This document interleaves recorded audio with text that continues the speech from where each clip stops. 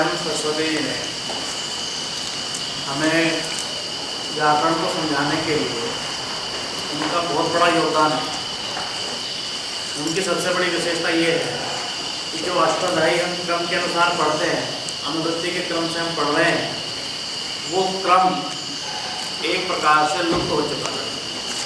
अष्टाध्यायी को क्रम से नहीं पढ़ते, प्रकरण के हिसाब से पढ़ते थे। जैसे कारक प्रकरण है तो कारक के सूत्र पढ़े सारे, चाहे वो 5वें अध्याय में हो, चाहे वो 6ठे अध्याय में हो, चाहे वो मतलब जो सूत्र जहाँ है। जैसे कारक का प्रकरण जो है वो पहले अध्याय के 4थे पाद में है और उसके बाद दूसरे अध्याय के 3रे पाद में, तो वो सारे सूत्र एक जगह पढ़ते हैं। लेकिन स्वामी दयानंद सरस्वती जी ने क्या किया, अनुवृत्ति क्रम इस सिस्टम से पाणिनि ने अष्टाध्यायी को बनाया, उसी सिस्टम से उन्होंने पढ़ाने का प्रयास किया है और समाज में उसी व्यवस्था को स्थापित करने का प्रयास किया। उसका सबसे बड़ा कारण ये है कि जब कोई ग्रंथकार कोई पुस्तक लिखता है, किसी ग्रंथ को बनाता है, तो उस ग्रंथ को जब वो बनाता है तो उसका एक अपना विचार होता है, अपना चिंतन होता है। जब आप उस ग्रंथ को या उस पुस्तक को उसके हिसाब से पढ़ेंगे जैसे उसने बनाया है, तो आपको पढ़ना कैसा होगा, आसान होगा। और आप उसको तोड़ के पढ़ोगे तो आपको समझना जो है आसान नहीं। तो स्वामी दयानंद सरस्वती जी ने इस बात का संदेश दिया समाज में कि आपको अष्टाध्यायी जो पढ़नी है वो क्रम के अनुसार पढ़नी है। कैसे पढ़नी है, क्रम के अनुसार।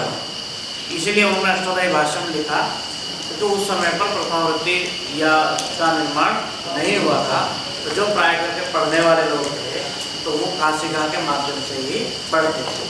लेकिन काशिका में कई जगह जो है बहुत गंभीर चिंतन किया गया है, गहन चिंतन किया गया है, तो वो नए पढ़ने वाले विद्यार्थी के लिए कठिनाई हो जाती थी, इसीलिए वो काशिका से समझ नहीं पाता था। तो उन्होंने अष्टाध्यायी भाष्य इसकी रचना है, इसकी करी अष्टाध्यायी भाष्य, तो वो इसको संपूर्ण नहीं कर पाए, लेकिन हमारे पास जितना भी उपलब्ध है तो हमें इसको पढ़ना चाहिए। इसकी विशेषताएं भी अपनी है, क्योंकि स्वामी दयानंद सरस्वती जी ने इसको जहाँ सरल सूत्रार्थ और इसका उदाहरण इत्यादि दिखाए हैं, वहाँ महाभाष्य की कोई पंक्ति जो सूत्र से संबंधित थी और अत्यावश्यक थी वहाँ पर लिखनी, उसको भी लिखा। और अन्य काशिका कार इत्यादि इत्यादि ने जो व्याकरणों में जो अच्छी पंक्तियाँ हैं वो सूत्र से संबंधित है, उनको भी यहाँ पर उद्धृत किया है। ये इसकी विशेषता है कि पढ़ते पढ़ते आप महाभाष्य की और अन्य व्याकरणों की जो वो सूत्र से संबंधित चर्चाएँ हैं उनको क्या क्या जान पाएंगे। तो आइए हम इसको प्रारंभ करते हैं। अतः अष्टाध्यायी भाष्यम, अतः शब्दानुशासन। अतः शब्दानुशासन सूत्र अष्टाध्यायी का प्रथम सूत्र है, अगर हम प्रत्याय सूत्रों की दृष्टि से देखते हैं। इसलिए भी जैसे हमारी प्राचीन परंपरा में आपने देखा होगा कि जैसे हम योग दर्शन पढ़ते हैं तो वहाँ सबसे पहला सूत्र आएगा अतः।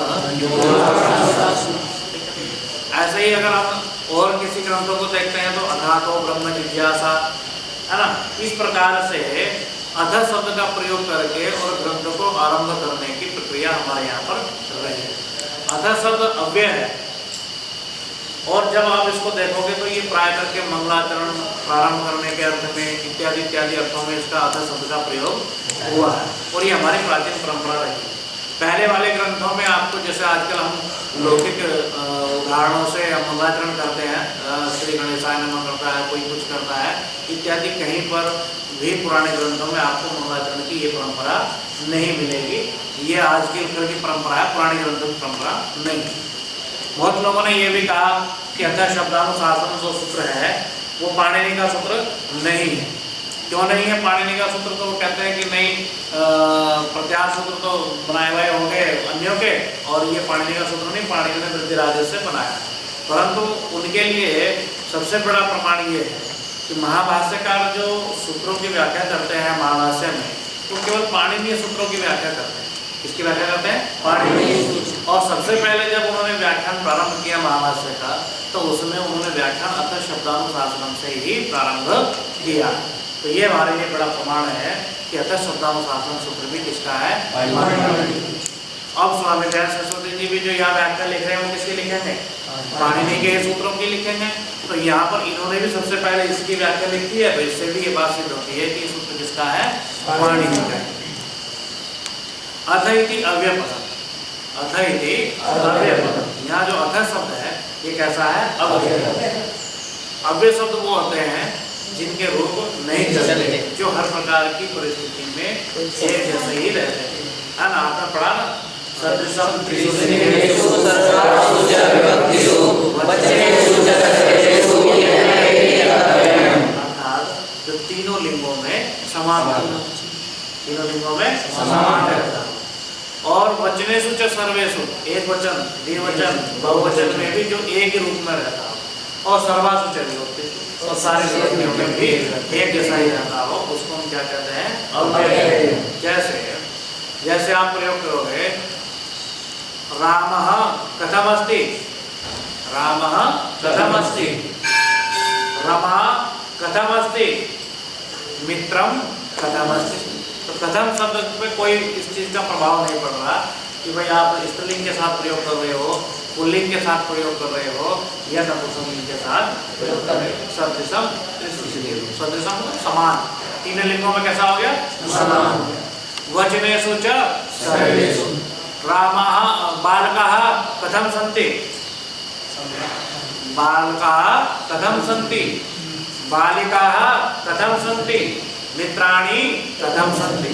अब हमने यहाँ पर देखा कि हमने बहुवचन का प्रयोग किया, लेकिन उसके बावजूद भी कथम जो अव्यय है उस पर इसका कोई प्रभाव नहीं हो रहा, है ना? बालकेभ्यः मोदकम कथम दीयते, बालिकाभ्यः मोदकम कथम दीयते, मित्रेभ्यः मोदकम कथम दीयते। चतुर्थी विभक्ति का प्रयोग कर रहे हैं, लेकिन उसके पश्चात भी कथम पे इसका कोई प्रभाव नहीं पड़ता। तो इन चीजों को देखने से हमें ये बात स्पष्ट हुई कि जो अव्यय होता है वो तीनों लिंगों में, सारे वचनों में और सारी विभक्तियों में कैसा होता है? समान होता है, उसमें कोई परिवर्तन नहीं आता है। इसलिए उसको क्या कहते हैं? अव्यय। व्यय, व्यय का मतलब होता है रूप चलना। क्या चलना? रामः रामौ रामः रामम रामौ रामः। राम शब्द व्यय हो गया, क्या हो गया? व्यय हो गया। लेकिन कथम का कोई रूप नहीं चलता, इसलिए वो अव्यय है, इसको व्यय नहीं। अर्थात जो शब्द सातों विभक्तियों में, वचनों में व्यय ना होता हो वो क्या कहलाता है? अव्यय। ठीक है, तो यहाँ अधः शब्द जो है वो अव्यय के रूप में प्रयोग। उसके बाद कहा शब्दानुशासनम प्रथमैक वचनम, शब्दानुशासनम प्रथमैक वचनम। शब्दानुशासन जो है वो प्रथमा विभक्ति का एक वचन, कैसा है? प्रथमा विभक्ति का एक वचन। अब शब्दानुशासन में समास क्या है? शब्दानाम अनुशासनम शब्दानुशासनम। किसका अनुशासन? शब्दानुशासन। इस व्याकरण शास्त्र में आप क्या देखेंगे, यहाँ अनुशासन है शब्दों का। कोई शब्द कैसे प्रयोग करना है, किस विभक्ति में उसका क्या रूप बनेगा, कोई अनुवाद शुद्ध है या अशुद्ध है, या क्या संधि होगी, क्या समास होगा, इत्यादि जो अनुशासन की बातें हैं शब्दों से संबंधित, वो सारे की सारी चर्चा आपको कहाँ देखने को मिलेगी? व्याकरण। इसलिए शब्दानुशासन जो ये शब्द है ये व्याकरण के पर्याय के रूप में भी प्रयोग होता है। शब्दानुशासन अर्थात व्याकरण, शब्दानुशासन अर्थात अतः शब्दानुशासन। अब हम यहाँ से क्या प्रारंभ कर रहे हैं? शब्दानुशासन और प्रारंभ कर रहे हैं, तो इसका सरल अर्थ हम ये भी कर सकते हैं, अब हम यहाँ से व्याकरण के ग्रंथ को प्रारंभ कर रहे हैं। समझ में आ गया? शब्दानाम अनुशासनम, षष्ठी तत्व समास है। शब्दानाम अनुशासनम शब्दानुशासनम। और आगे लिखा कर्मणि षष्ठी, कर्मणि षष्ठी। यहाँ षष्ठी किसमें है? कर्म। षष्ठी विभक्ति की चर्चा करेंगे तो वहाँ एक कर्ता में षष्ठी होती है और एक कर्म में षष्ठी होती है। किसमें षष्ठी होती है? एक कर्ता में षष्ठी और एक कर्म में षष्ठी। तो जानते हैं कौन सा? कर्ता में और कर्म में अगर कृत प्रत्यय पड़े हो तो कौन सी प्रत्यय आती है? शब्दानुशासन में कौन सा प्रत्यय हुआ है? ल्युट्। कौन सा प्रत्यय हुआ है? ल्युट्। और ल्युट् प्रत्यय कैसा है? कृत है। तो ल्युट् प्रत्यय के परे रहने पर शब्द में कौन सी विभक्ति हुई है? षष्ठी विभक्ति हुई है। तो यहाँ कर्म में षष्ठी माननी चाहिए। अतः इत आरभ्य, अतः इत आरभ्य, अतः यहाँ से, इतः मतलब यहाँ से, आरभ्य प्रारंभ करके शब्दानाम अनुशासनम करिष्यामि। किसका अनुशासन करूंगा? अनुशासन करूंगा। इति आचार्याणाम प्रतिज्ञा। ये ऐसी पाणिनि आचार्य की क्या है? प्रतिज्ञा है कि मैं अब यहाँ से क्या करूंगा? शब्दों के अनुशासन का, व्याकरण शास्त्र का प्रारंभ करूंगा। अब पाणिनि आचार्य है, पाणिनि तो एक है, पाणिनि कैसे है? एक है। और यहाँ आचार्य नाम लिखा है, क्या लिखा है? आचार्य नाम षष्ठी विभक्ति बहुवचन, कैसा लिखा है? ऐसा क्यों किया? आदरार्थे बहुवचन। जब हम किसी का आदर और सम्मान करते हैं तो वहाँ पर क्या किया जाता है? बहुवचन किया जाता है। और हिंदी में भी इसी का अनुक्रम देखने को मिलता है ना? हिंदी में भी इसका अनुक्रम देखने को मिलता है ना? गुरुजी खा रहा है, ऐसा तो नहीं बोलते? कैसा? गुरुजी खा रहे हैं, क्या बोलते हैं? एक वचन है ना? क्या बोलते हैं? गुरुजी खा रहे हैं। एक गुरुजी खाते हैं, लेकिन फिर भी क्या बोलते हैं? गुरुजी खा रहे हैं। तो हिंदी में भी ये देखने का आता है ना? आप आता है तो नहीं बोलते, आप आता है तो नहीं बोलते, क्या बोलते हैं? आप आते हैं या आ रहे हैं, ऐसा बोलते हैं। तो हिंदी में भी ये देखने में आता है कि बहुवचन में जो आदर में हम क्या करते हैं? बहुवचन का प्रयोग करते हैं। एवं शब्द साध्या संबंधनीय प्रयोग करना, इस प्रकार से हमें शब्दों का प्रयोग करना चाहिए, इस प्रकार से शब्दों के संबंध को समझना चाहिए और इस प्रकार से शब्दों को सिद्ध करना चाहिए। ये सारी की सारी चर्चा आपको कहाँ मिलेगी? शब्दानुशासन में मिलेगी। इदम सूत्रम पाणिनीयमेव, देखो कितनी बड़ी पंक्ति लिखी है, स्वामी जी लिख रहे हैं इदम सूत्रम पाणिनीयमेव। पाणिनीय, पाणिनीय कहते हैं पाणिनि का बनाया हुआ। किसका बनाया हुआ? पाणिनि का बनाया हुआ। एक सूत्र है तेन प्रोक्तम, तेन प्रोक्तम पाणिनिना प्रोक्तम, पाणिनि जो पाणिनि ने बनाया। किसने बनाया? पाणिनि ने प्रोक्त किया, बनाया, जिसका उपदेश दिया पाणिनि ने दिया, वो चीज क्या कहलाएगी? पाणिनि। और इदम सूत्रम पाणिनीयमेव का अर्थ क्या हो गया? ये सूत्र किसका है? पाणिनि का। किसका सूत्र है? पाणिनि का। मैंने बताया था कि कुछ लोग ये मानते हैं कि ये सूत्र किसका नहीं है? पाणिनि का नहीं है। तो उनको स्वामी जी जवाब दे रहे हैं इदम सूत्रम पाणिनीयमेव, ये सूत्र किसका है? पाणिनि का है। और इतना ही नहीं, ये चीज होता है कि एव लगा दिया, एव एव एव अभी जब आप पढ़ोगे तो वो होता है अवधारण अर्थ में। किस अर्थ में? अवधारण। और अवधारण क्या होता है? निश्चय करना, मजबूती के साथ, दृढ़ता के साथ। इदम सूत्रम पाणिनि में, ये सूत्र पाणिनि का ही है और इसमें कोई दूसरा आप तो उत्तर दे ही नहीं सकते। तो स्वामी जी ने ये बात यहाँ स्थापित करी कि ये सूत्र किसका है? पाणिनि का ही है, क्योंकि बहुत सारे जो और ग्रंथ हैं या जो व्याकरण है वो इस बात को मानते हैं कि भाई ये जो है पाणिनि का सूत्र नहीं है, लेकिन स्वामी ने कहा कि नहीं, ये पाणिनि का ही सूत्र है। प्राचीन लिखित पुस्तकेषु आदौ इदमेवास्ति, आदौ इदमेव, कहते हैं कि जो कुछ और पुरानी पुस्तकें लिखी हुई है ना? कैसी पुस्तकें लिखी हुई है? हाँ, जो पुरानी पुस्तकें लिखी हुई है उनमें सब में इदमेवास्ति, इदमेवास्ति का मतलब यही सूत्र, कौन सा सूत्र? पाणिनि का यही सूत्र सबसे पहले वहां पर लिखा गया है। इसका सूत्र लिखा गया है पाणिनि का, यही सूत्र वहां पर लिखा गया है। किस रूप में लिखा गया है? कि ये पाणिनि का सूत्र है, पाणिनि का बनाया हुआ सूत्र है। ये बात हर जगह प्राचीन पुस्तकों में लिखी हुई है, महाभाष्य है और इत्यादि जो व्याकरण के ग्रंथों सब जगह ये बात लिखी गई है कि ये सूत्र पाणिनि का कैसा सूत्र है? पाणिनि का सूत्र है, ऐसा प्राचीन ग्रंथों में लिखा गया है। दृश्यन्ते च सर्वेषु आर्षेषु ग्रंथेषु, दृश्यते च सर्वेषु आर्षेषु ग्रंथेषु आदौ प्रतिज्ञा सूत्राणि ईदृशानि। दृश्यन्ते च सर्वेषु आर्षेषु ग्रंथ, आर्ष ग्रंथों में, कैसे ग्रंथों में? आर्ष ग्रंथों में। अब ये बड़ी समस्या है कि आपके मन में कभी कभी ये बात आती होगी कि आर्ष ग्रंथ क्या होता है? क्या होता है? आर्ष ग्रंथ सुना ना बहुत बार, आज आज आज आज ज्योतिर्मठ है, कि आर्ष क्या होता है? तो आर्ष शब्द बनता है ऋषि शब्द। किससे बनता है? ऋषि शब्द से। जैसे अभी हमने तेन प्रोक्तम सूत्र को बताया, पाणिनिना प्रोक्तम पाणिनि, ऐसे ऋषिणा प्रोक्तम आर्षम, ऋषिणा प्रोक्तम आर्षम, क्योंकि अण प्रत्यय होगा और आदि अंश में जो री है उसको आर्वृद्धि हो जाएगी, तो क्या बन जाएगा? आर्ष। आर्ष शब्द का मतलब हुआ जो ऋषियों के द्वारा लिखे गए ग्रंथ हैं या ऋषियों के द्वारा उपदिष्ट किए गए ग्रंथ हैं, उन ग्रंथों का नाम क्या हुआ? आर्ष। और जो ऋषियों द्वारा लिखे गए ग्रंथ नहीं है उनको क्या कहते हैं? अनार्ष। समझिए, आर्ष और अनार्ष। तो यहाँ स्वामी जी लिख रहे हैं दृश्यन्ते च सर्वेषु आर्षेषु ग्रंथेषु, सर्वेषु आर्षेषु ग्रंथेषु, क्या हुआ? सभी आर्ष ग्रंथों में दृश्यन्ते देखा गए हैं। क्या देखे गए हैं? ईदृशानी प्रतिज्ञा सूत्राणी ग्रंथेषु आदौ, जितने भी आर्ष ग्रंथ हैं उन आर्ष ग्रंथों के आदि में, जब उन ग्रंथों को बनाना प्रारंभ कर रहे हैं उनके आदि में ईदृशानी प्रतिज्ञा सूत्राणी, इस प्रकार के प्रतिज्ञा सूत्र वहां पर देखे गए हैं। जैसी प्रतिज्ञा यहाँ पर किसने की है? पाणिनि ने। कैसी प्रतिज्ञा की? अतः शब्दानुशासनम, अब मैं यहाँ से व्याकरण का प्रारंभ करूंगा। ये जो प्रतिज्ञा करी है पाणिनि ने, इस प्रकार की प्रतिज्ञा और भी आर्ष ग्रंथों में देखी जाती है। जैसे अभी अतः है ना, ये भी एक प्राचीन आर्ष ग्रंथ है, तो वहाँ पे हम देख रहे हैं। तो ऐसे और भी बहुत सारे ग्रंथ हैं जहाँ पर आप ये देख सकते हो प्राचीन ग्रंथों में जगह जगह पर इस प्रकार के प्रतिज्ञा सूत्र। तो प्रतिज्ञा सूत्र अष्टाध्यायी में कोई और तो है नहीं, है ना भाई। जब योग दर्शनकार और अन्य अन्य दर्शनकार अधा शब्द का प्रयोग करके अपने ग्रंथों को प्रारंभ कर रहे हैं, तो क्या पाणिनि ने सीधा वृद्धि आदेश से लिखना शुरू कर दिया? या पाणिनि ने केवल सीधा ही अय्युण से लिखना शुरू कर दिया?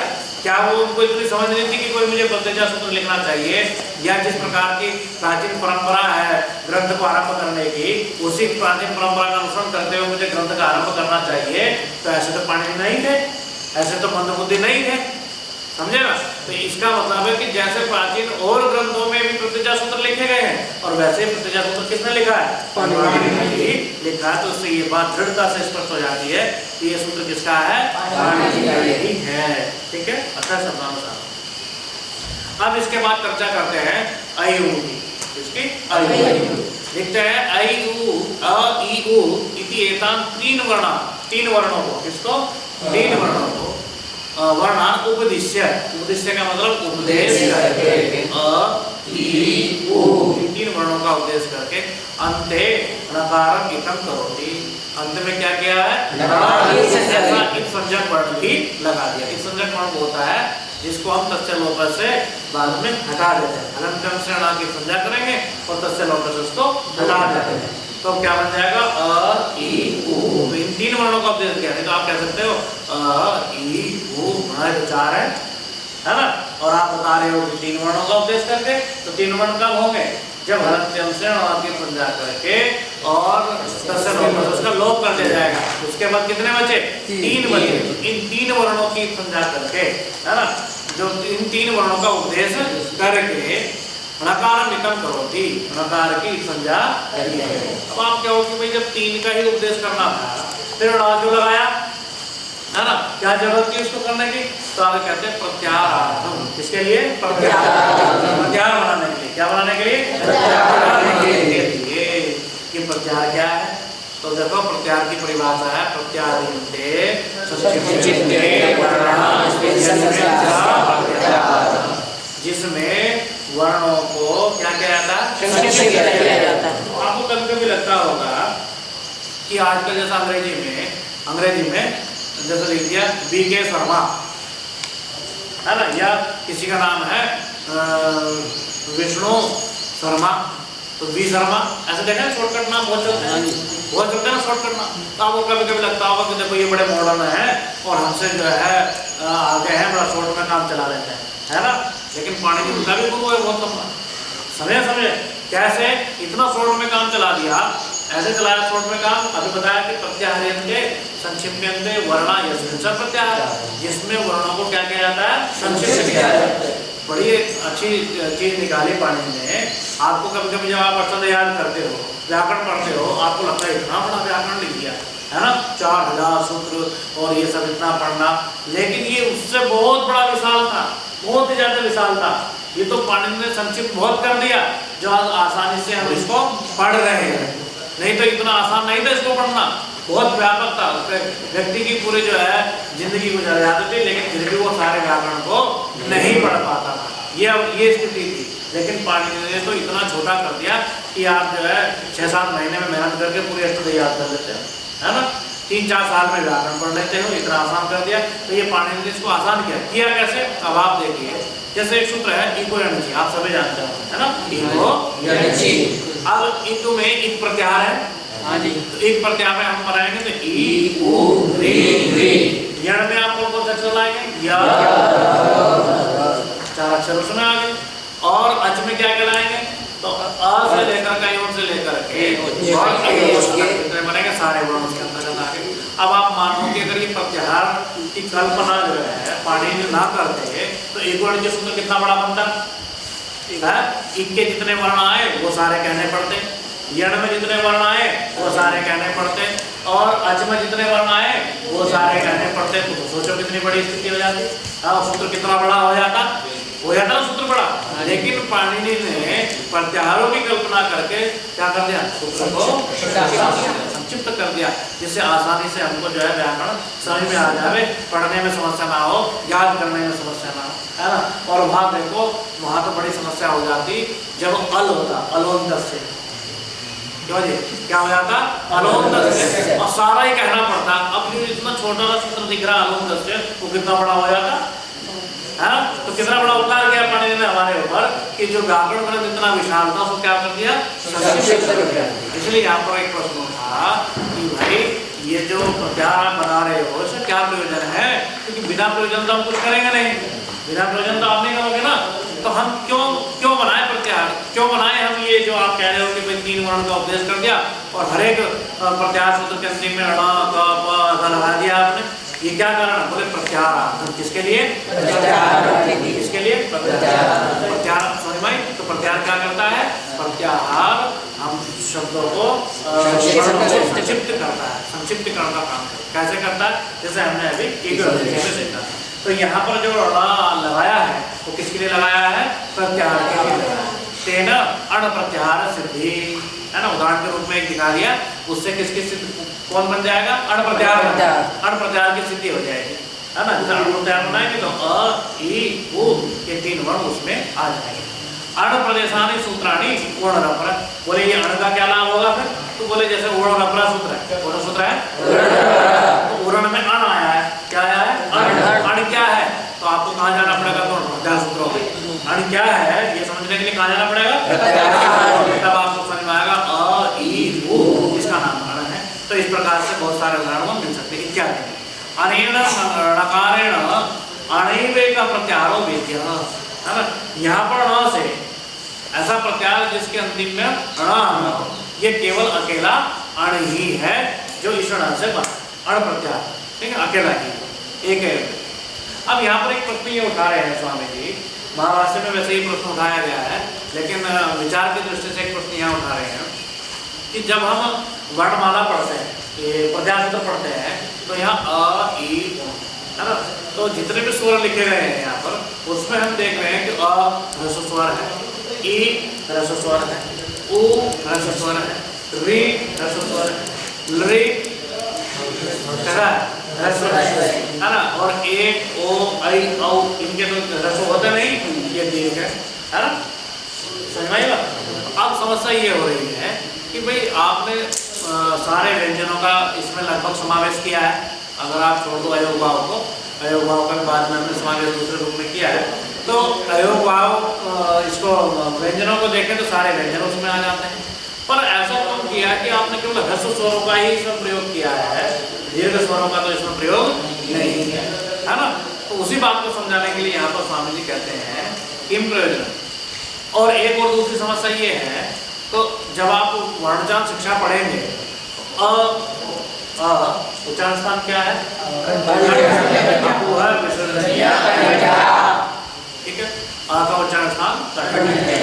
और जब आप इसका भाई आभ्यंतर ग्रंथ पढ़ेंगे तो वहां पर आप देखेंगे कि स्वरों का क्या है, विपरीत करना, सारे स्वर कैसे हो गए, और आगे सूत्र लिखा, लेकिन आकार क्या माना गया, समृद्ध माना गया।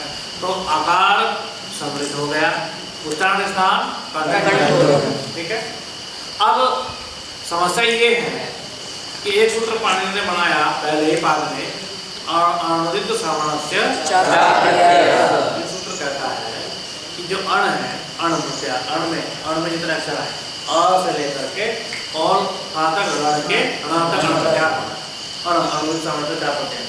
तो ये जो अण प्रत्याहार बनाया आपने, इस अण प्रत्याहार बना करके और ये उपदेश किया वहां पर पाणिनि ने कि अ और ई उ इत्यादि जो यहाँ स्वर लिखे गए हैं, ये हमने यहाँ ह्रस्व लिखे हैं, और इन ह्रस्व स्वरों से दीर्घ और प्लुतों का भी ग्रहण होगा। किसका ग्रहण होगा? तो दीर्घ और प्लुत का ही नहीं, जैसा अभी आपने बताया था 18 का 18 वेद, अगर कितने वेद है? ई के कितने वेद है? उ के कितने वेद है? 18। री के कितने वेद है? 18। री के कितने वेद है? 12, है ना? और ए के कितने वेद है? 12। आई के कितने वेद है? 12। और औ के भी कितने वेद है? 12। तो ये सारे के सारे भेद जो है वो केवल और केवल ह्रस्व अ से ह्रस्व ई से ही ग्रहण हो जाएंगे। ऐसा उपदेश किसने किया? पाणिनि ने किया। कहाँ पर किया? इस सूत्र में किया। अब बताओ कि क्या ये भी व्याकरण को छोटा करने का एक प्रयत्न नहीं है? है ना? अगर अनुचित सर्वनाम से चापत्य सूत्र ना बनता और पाणिनि ऐसी कल्पना ना करते तो फिर हमें क्या करना पड़ता? यहाँ 18 के 18 वेद क्या नहीं पड़ते? सारे 18 तो कितना बड़ा और विशाल हो जाता। तो पाणिनि ने हर जगह ये प्रयास किया कि व्याकरण को क्या किया जाए? जिससे कि आपको आसानी से क्या आ जाए? समझ में आ जाए। ठीक है, तो अब 18 के 18 वेद प्राप्त होने लगे। ई के 18 वेद, उ के 18 वेद, इसी से ही ग्रहण हो जाएंगे। किससे? ह्रस्व ई से और ह्रस्व उ से। लेकिन आकार में थोड़ी सी समस्या क्या आ रही है, जैसा भी हमने विचार किया कि वो सूत्र ये भी तो कह रहा है अनुदित सवर्ण से कि वो सब क्या होने चाहिए आपस में? सवर्णी होने चाहिए। अब ये सवर्णी क्या होता है? तो जाना पड़ेगा सूत्र के पास में, तुल्यास्य प्रयत्नम सवर्णम, है ना? अब जब आपको समस्या आई कि भाई हमें ये बताओ ये सवर्ण क्या होता है? क्या होता है? सवर्ण क्या होता है? तो हम किसके पास गए? तो उसने हमको बताया कि देखो सवर्ण वो होता है जो आस्य और प्रयत्न जिसके तुल्य हो। क्या हो? आस्य और आस्य का मतलब उच्चारण स्थान और प्रयत्न का मतलब दो प्रकार के प्रयत्न होते हैं। लेकिन सवर्ण देखने के लिए केवल और केवल कौन से प्रयत्न की आवश्यकता पड़ती है? आभ्यंतर की। उसमें बाह्य की आवश्यकता नहीं होती। तो क्यों नहीं पड़ती? तो जब आप हास्य पढ़ेंगे तो आपको समझ में आएगा कि हास्य का समावेश जो किया है, हास्य का मतलब मुख में होने वाला। तो जो मुख के अंदर होने वाला प्रयत्न है वो केवल कौन सा है? आभ्यंतर। इसका नाम ही आभ्यंतर है। ठीक है, और मुख से बाहर होने वाला जो प्रयत्न है वो बाह्य प्रयत्न है, इसलिए उसका ग्रहण उसमें नहीं होता। केवल कौन से का होता है? आभ्यंतर। तो अब सूत्र में ये समझ में बात आई तुल्यास्य प्रथम सवर्णम सूत्र से कि जिसका उच्चारण स्थान और जिसका प्रयत्न क्या क्या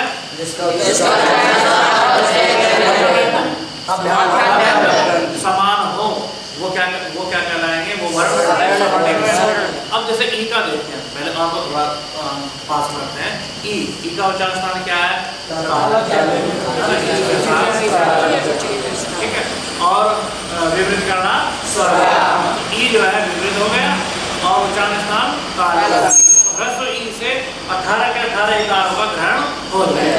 लेकिन आकार में समस्या क्या हो रही है कि तो हमारा ये कह रहा है कि भाई उसका उच्चारण स्थान और उसका आभ्यंतर प्रयत्न कैसा होना चाहिए? समान होना चाहिए।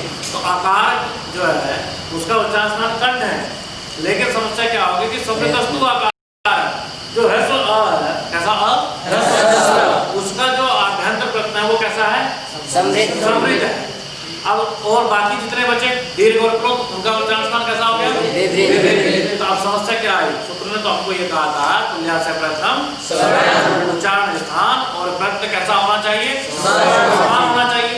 लेकिन यहाँ समस्या क्या हो रही है कि आकार का उच्चारण स्थान तो समान है, लेकिन आकार का जो आभ्यंतर प्रयत्न है वो कैसा हो गया? भिन्न हो गया। भिन्न होने से समस्या ये पैदा हो गई कि अब जो है अ से आ और अ जो प्लुत है उसका ग्रहण नहीं होता। समझ में आ गई? उसका ग्रहण नहीं होता। तो अब ग्रहण हो तो फिर क्या करें, कैसे करें? तो फिर हमने जब आप पढ़ेंगे, चर्चा करेंगे तो अष्टधाई का एक अंतिम सूत्र है, सबको याद होगा, है ना? तो वहां पर पाणिनि ने इस बात का संकेत दिया कि जो अ पहला अ है ना, अ वो कैसा आ पता है? वो विपरीत है। कैसा है? और जो दूसरा अ लिखा वो कैसा है? कैसा आकार है? वो विपरीत आकार है। तो उससे ये पाणिनि ने उपदेश दिया कि जिस आकार को मैंने क्या माना था? विपरीत माना था, उसको मैं बाद में क्या कर रहा हूँ? तो उससे उससे ये बात स्पष्ट हुई कि प्रत्याहार सूत्रों में अयोन में, इसमें अयोन में जो आकार लिखा गया है, इसमें आकार लिखा गया है, वो आकार कैसा हुआ? विपरीत हुआ। कैसा हुआ? तो पाणिनि ने शब्द को क्या बदल लिया? विपरीत। तो विपरीत करने से ये लाभ हुआ कि अब अ का उच्चारण स्थान तो कंठ है ही है, लेकिन अब जो अ का आभ्यंतर प्रत्यय है वो भी कैसा हो गया? विपरीत हो गया। और दीर्घ आ और पुनः आकार का भी उच्चारण स्थान आभ्यंतर प्रत्यय कैसा था? विपरीत। तो अब तीनों के कैसे हो गए? तीनों के प्रत्यय समान होने से तुल्या से प्रथम श्रवण से क्या संज्ञा हो गई? श्रवण संज्ञा हो गई। तो अनवित श्रवण से जा प्रत्यय है सूत्र के माध्यम से अ से किसका ग्रहण हो गया? 18 का ग्रहण, उसके बीच से उन सब का ग्रहण हो गया। और अगर आकार को हम समृद्ध मानते रहते, है ना, समृद्ध मानते रहते तो क्या समस्या आती? अ से दीर्घ आ और पूर्ण आ का ग्रहण नहीं होगा। ये बात आपको किसने बताई? बताई। तभी तो उन्होंने कहा ना कि जिसको मैंने क्या माना था? विपरीत माना था, मैं उसको फिर दोबारा से क्या कर रहा हूँ? इसलिए व्याकरण का ये सिद्धांत बना कि जब आपको व्याकरण का सिद्धि संधि ऐसा कुछ कार्य करना हो तो आपको क्या मानेंगे? क्या मानेंगे?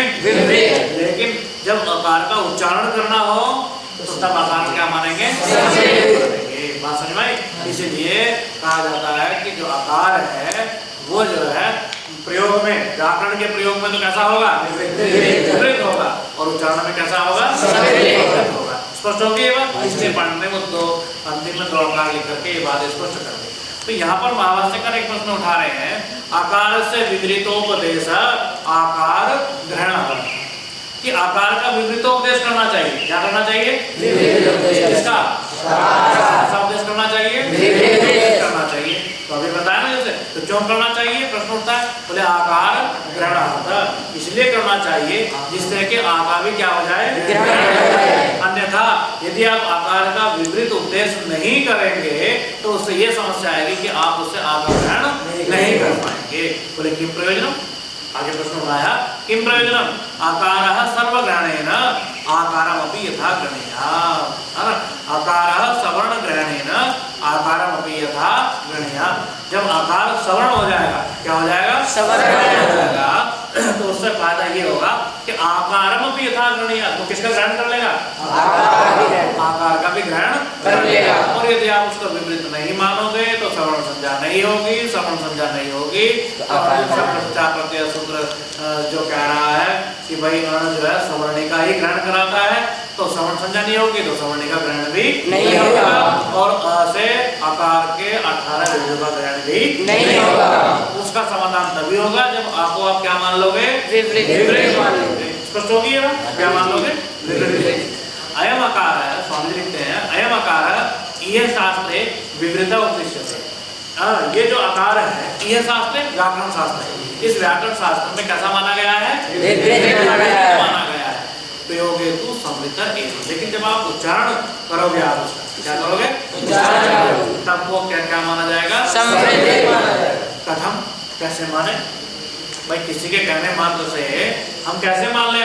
तो स्वामी जी कहते हैं यह शास्त्र आदौ, यहाँ शास्त्र के आदि में। किसके आदि में? शास्त्र के आदि में। तो पाणिनि व्याकरण का जो शास्त्र है उसके आदि में सबसे पहला सूत्र कौन सा हो गया? शास्त्रम तो प्रतिज्ञा सूत्र हो गया। उसके बाद का पहला सूत्र कौन सा हुआ?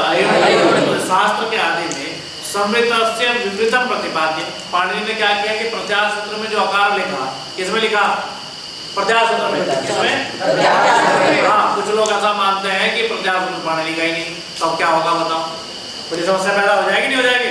क्यों जी? वो कहते हैं कि भाई ये तो माहेश्वर सूत्र है, ये शिव सूत्र है। अब अगर उसका माहेश्वर मान ले, शिव मान ले, तो क्या करेंगे फिर? समस्या पैदा हो जाएगी ना। तो कह रहे हैं कि यह शास्त्र यहाँ इस व्याकरण शास्त्र के आदि में समृद्ध से विपरीतम प्रतिपाद्य, समृद्ध आकार को क्या करके? शास्त्रांते, और फिर बाद में किसके अंतिम में? ऐसा कह करके इत्यत्र विपरीत से समृद्धम प्रतिपादयति। विपरीत को क्या कर दिया? और ये समझा दिया भाई मैंने जो काम चलाने के लिए आकार को क्या मान लिया था? उसको मैं दोबारा से फिर क्या कर रहा हूँ? आप उसको समृद्धि जो है उच्चारण में तो समृद्धि उच्चारण करते रहना, लेकिन व्याकरण के काम के लिए संधि आदि इत्यादि इत्यादि कार्य के लिए आपको क्या मान लेना, ठीक है। तो इस प्रकार से आगे कहा एवं इकार उकार विषय भी बोध्यम, एवं इकारोकार विषय भी बोध्यम। इसी प्रकार से जैसे अ से 18 भेद आकार के उनका शब्द ग्रहण होता है, इसी प्रकार से ई से भी ई के जो 18 भेद है उनका ग्रहण होता है, और ऊ से भी जो उसका 18 भेद है उनका ग्रहण होता है। इस प्रकार सबके विषय में समझ लेना चाहिए। फिर कहते हैं स्वामी जी शब्द लक्षण, शब्द का लक्षण क्या है, इसका लक्षण तो कहते हैं महावार्षिक पंक्ति है श्रोत्रोपलब्धि,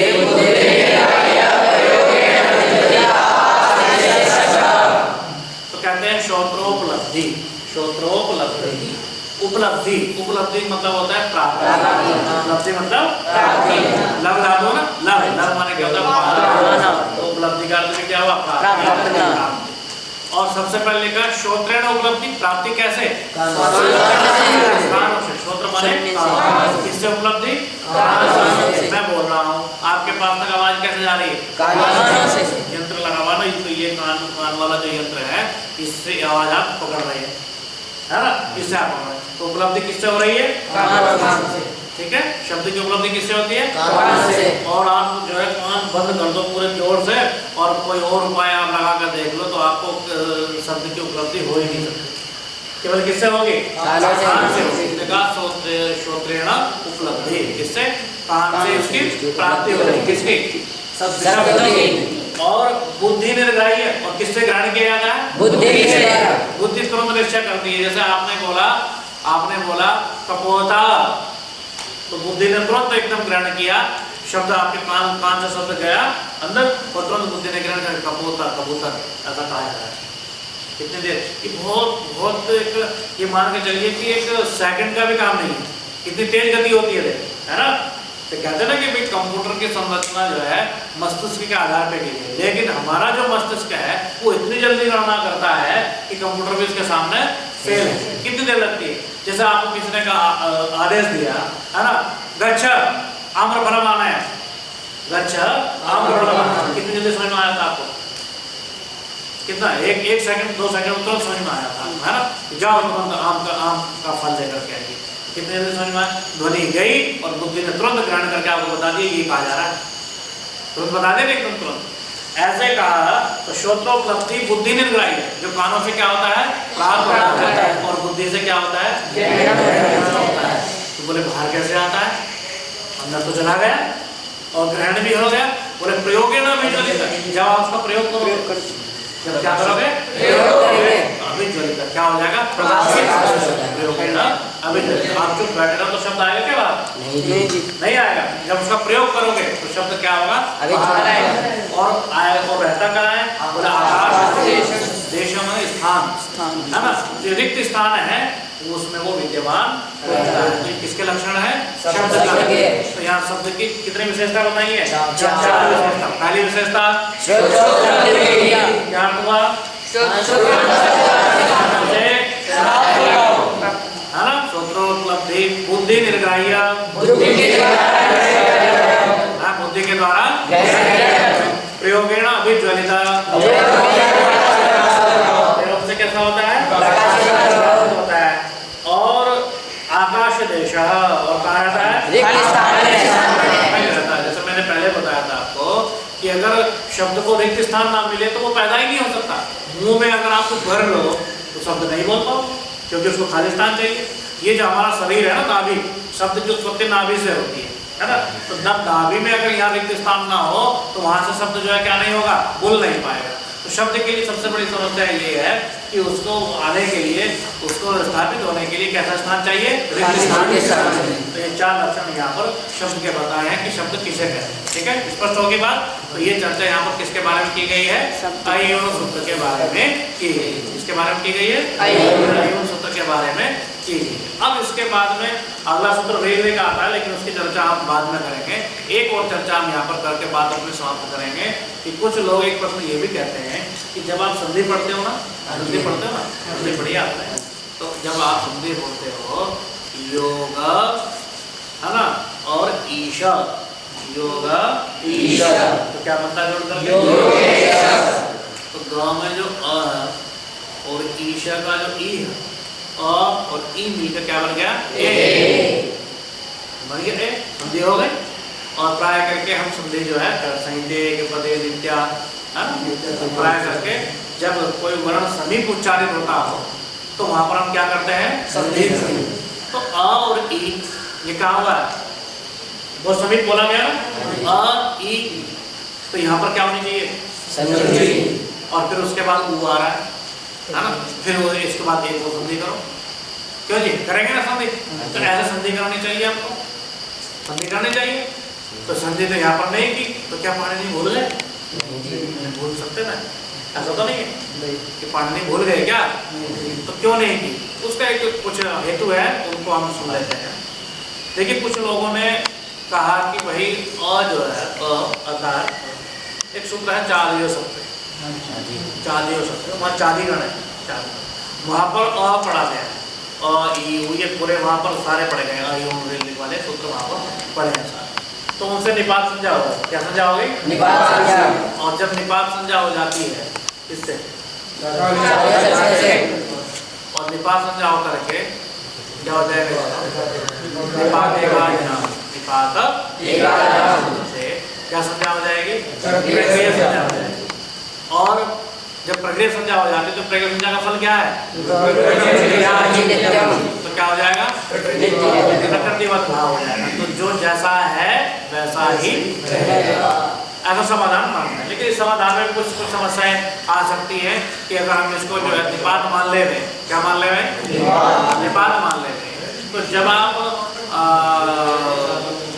पुस्तका जमा आलय, पुस्तका जमा आलय, तो वहाँ में जो अ है, वहाँ में अ है, ये अगर निपात हो जाए तो फिर आप जब आपने इसकी निपात संज्ञा कर दी ये निपात एकाजनाम से, तो समस्या ही आ जाएगी कि संधि आदि कार्य फिर कैसे होगा।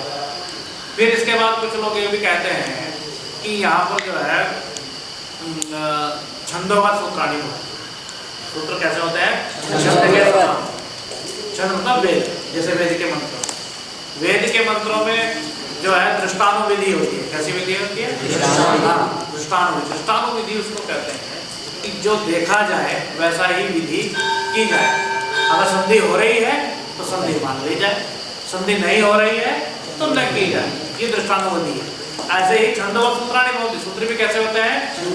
छंद के समान ही होते हैं। तो यहाँ पर भी दृष्टानुविधि मान लो, यहाँ संधि नहीं की है तो इसमें कोई बात नहीं है, संधि आप मत कीजिए। और इसके जो है छंद वहाँ पर छंद सूत्र जो है इसमें देवी छंद से सूत्र में आप देख सकते हैं। लेकिन मेरे हिसाब से इसमें मुझे सबसे बड़ा हेतु ये दिखाई देता है कि आप ये निपात संज्ञा वाला चक्कर भी छोड़ दो और आप ये दृष्टानुविधि भी छोड़ दो। सीधी सी बात ये समझ लो कि यहाँ पर पाणिनि को वर्णमाला का उपदेश करना है। किसका उपदेश करना है? वर्णमाला का उपदेश करना है। अब वर्ण तो अलग अलग बताने हैं, अ का भी उपदेश करना है, ई का भी उपदेश करना है, उ का भी उपदेश करना है, री का करना है, लि का करना है। अब अगर इसमें परस्पर ऐसे संधि कर दें, क्या करते हैं? संधि कर दें, तो वो जो अलग अलग वर्ण का उपदेश करने का तात्पर्य है वो सिद्ध हो पाएगा क्या? नहीं हो पाएगा। तो पाणिनि ने अलग अलग वर्ण का उपदेश जो यहाँ पर किया है ना। वर्णमाला है ये भी, दो प्रकार की वर्णमाला होती है। एक वर्णमाला होती है प्रवृत्ति क्रम, एक होता है उत्पत्ति क्रम। आप जो पढ़ते हो ना, आप जो पढ़ते हो वर्णमाला, जो आप पहले जब पढ़ना शुरू करते हो, हाँ, वो जो वर्णमाला आप पढ़ते हो, जैसे क वर्ग पढ़ते हो, क ख ग घ, है ना। तो ये जो आप क के बाद ख बोल रहे हैं, ख के बाद ग बोल रहे हो, ये वर्णमाला वो वर्णमाला है जिस क्रम से वर्णों की उत्पत्ति हुई है। क्या हुई है? उत्पत्ति हुई है। क के बाद ख, ख के बाद ग, ग के बाद घ। ये कौन सा क्रम हुआ? उत्पत्ति क्रम। अब प्रत्याहार सूत्र जब आप पढ़ते होंगे तो देखते होंगे बड़ा अजीब है। क पाया मतलब क लिखा और ख पा में जो है ख लिखा, तो ख पहले आ गया, क पहले आ गया, ख पहले आ गया और ग उससे भी पहले, क्यों जी? और घ और ग ये बड़ा उल्टा हो गया। ये कैसी वर्णमाला है? ये कैसा उपदेश किया?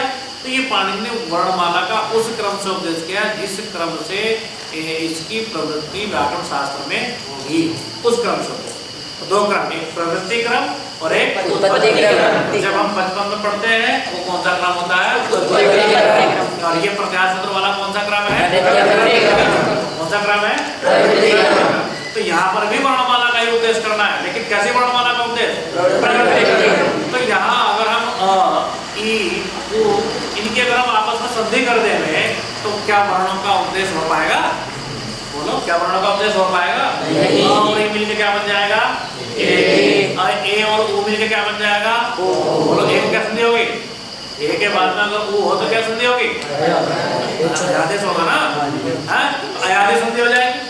अब अयादी संधि का अगर हम कर देंगे तो क्या आपको वर्णों का उद्देश्य समझ में आएगा? नहीं आएगा। तो पाणिनि का यहाँ पर जो उद्देश्य है वो वर्णों का भिन्न भिन्न रूप में उपदेश कराने का प्रयोजन है, इसलिए यहाँ पर संधि कार्य नहीं किया गया। तो मेरे हिसाब से ना यहाँ छंदोबद्ध मानो, ना यहाँ पर निपात मानो, यहाँ पर तो केवल इतना मानना चाहिए कि यहाँ पर पाणिनि को वर्णों का विभिन्न रूप से उपदेश करने का प्रयोजन है, इसलिए पाणिनि ने यहाँ पर संधि कार्य नहीं किया। तो आज हमने जो चर्चा करी वो किस पे करी? पे करी। आप इसको समझें, कोई चीज समझ में नहीं आए उसको पूछें। कल हम जो है चर्चा करेंगे रेलवे सूत्र पे चर्चा करेंगे। ठीक है, धन्यवाद आपका।